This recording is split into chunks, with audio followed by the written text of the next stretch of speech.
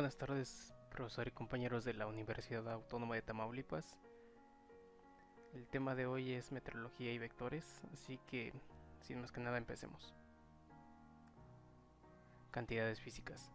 Una cantidad física es algo que se especifica en términos de una magnitud y quizá dirección.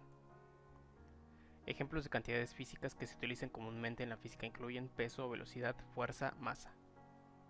La magnitud de una cantidad física se especifica completamente por un número y una unidad. Algunos ejemplos de magnitudes son 2 pies, 40 kilogramos, 50 segundos. Una cantidad derivada es aquella cuya unidad de medición se compone de dos o más unidades básicas. Ejemplo de cantidades derivadas son pie segundo, pies libres entre segundo. El sistema internacional. El sistema internacional SI, también conocido como sistema métrico, considera las siguientes cantidades básicas: longitud, masa, tiempo, corriente eléctrica, intensidad luminosa y cantidad de sustancia, cada una con su unidad básica y su símbolo. Medición de tiempo y longitud de tiempo. Un metro es la longitud de trayectoria que recorre una onda luminosa en el intervalo de tiempo de 1 entre 229.792.248 segundos.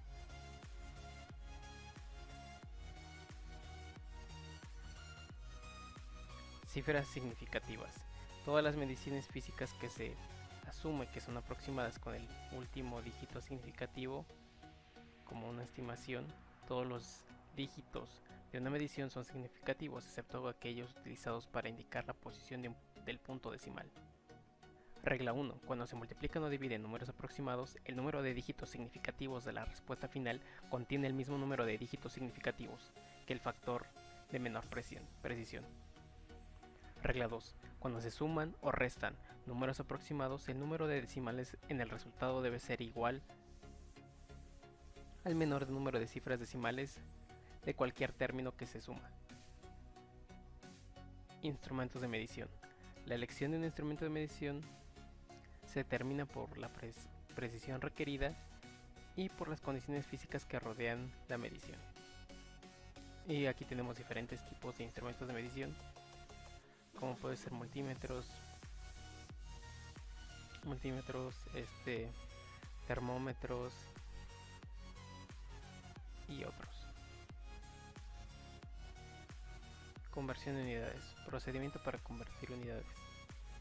Escriba la unidad que desea convertir. Defina cada una de las unidades incluidas en la unidad que va a convertir en términos de las unidades buscadas. Escriba dos factores de conversión para cada definición, uno de ellos recíproco del otro. Multiplique la cantidad que desea convertir por aquellos factores que cancelen todas las unidades excepto las buscadas. Regla 1. Si va a sumar o restar cantidades, ambas deben expresarse en las mismas dimensiones. Regla 2. Las cantidades a ambos lados del signo de igualdad deben expresarse en las mismas dimensiones. Cantidades vectoriales y escalares. Una cantidad escalar se especifica totalmente por su magnitud, que consta de un número y una unidad. Longitud,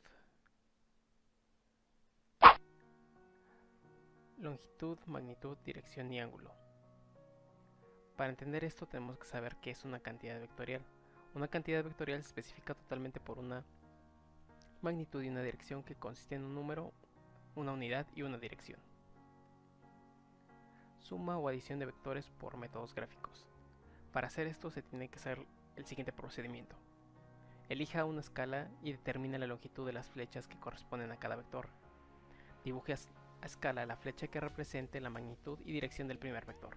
Dibuje la flecha del segundo vector de modo que la cola coincida con la punta de la flecha del primer vector.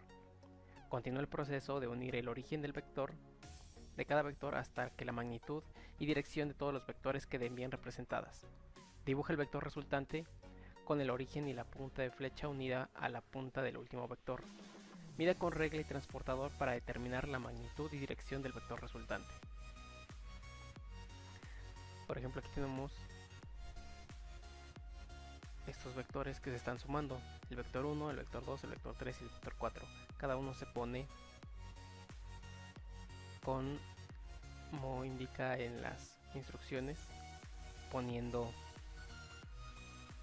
la punta con el origen.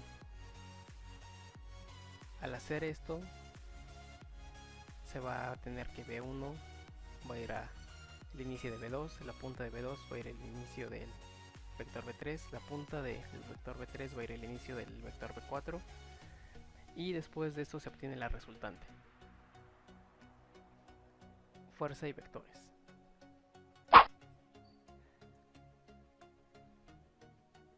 Tenemos el siguiente ejemplo, que es un sistema de un móvil, el cual tiene una componente que va hacia abajo, que es f de x, pero también tiene una componente que va hacia un lado, que es f de x.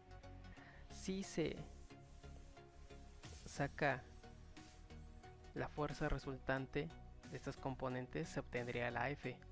Viéndolo de un modo vectorial, se tendría que la componente f de y y la componente f de x obtenemos como resultante la f, y esto lo podemos corroborar con la siguiente fórmula: f va a ser igual a f de x más f de y. La fuerza resultante. La fuerza resultante es una fuerza individual que produce el mismo efecto tanto en la magnitud como en la dirección que dos o más partículas concurrentes.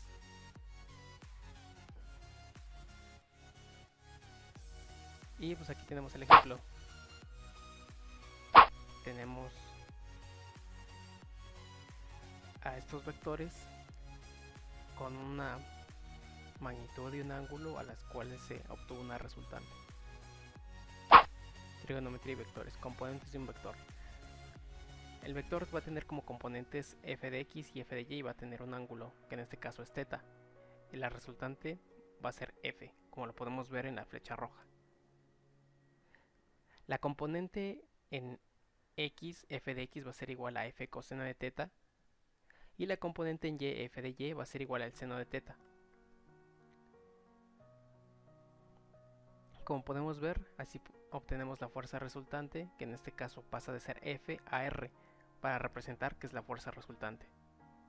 Por el teorema de Pitágoras podemos ver claramente que R va a ser igual a la componente de fuerzas en x al cuadrado más la componente de fuerzas en y al cuadrado.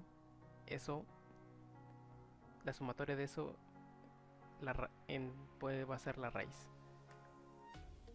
Además tenemos que la tangente de θ, para obtener el ángulo de la resultante, va a ser igual a f de y entre f de x.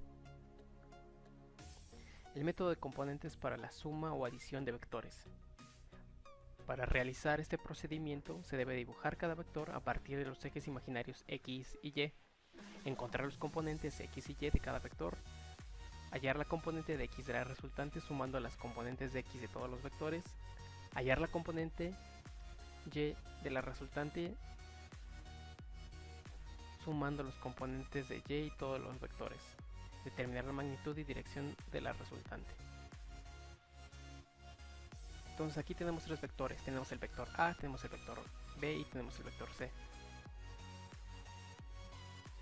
Como podemos ver, cada uno de los vectores tiene su componente en x. El componente A tiene la componente A de x, el vector C tiene la componente en x de x, y el vector B respectivamente tiene su componente en x, bx. Pero también tienen su componente en y, como podemos ver respectivamente cada uno de esos vectores. Entonces, la resultante de las fuerzas en x va a ser igual a la suma de las resultantes en A, en B y en C, y la suma de las resultantes en y va a ser igual a, B y C. Entonces, para encontrar la resultante total, volvemos a aplicar el teorema de Pitágoras, que va a ser la raíz de r al cuadrado de las componentes en x más r de y de las componentes en y al cuadrado, y para encontrar el ángulo va a ser igual las resultantes de r de y entre las resultantes de rx. Resta o sustracción de vectores. Al cambiar de signo de un vector, cambia su dirección. Por ejemplo, tenemos el vector b que está indicando hacia la derecha, pero si le cambiamos su dirección, es decir, le cambiamos el sentido, va a estar indicando hacia el sentido contrario. Entonces ya no va a estar con dirección hacia la derecha, sino hacia la izquierda. Lo mismo ocurre con este otro vector A. Para encontrar la diferencia entre vectores, suma el vector al negativo del otro. Como lo podemos ver aquí, a menos b va a ser igual a más menos b. Bueno compañeros, y eso sería todo. Muchas gracias por su atención.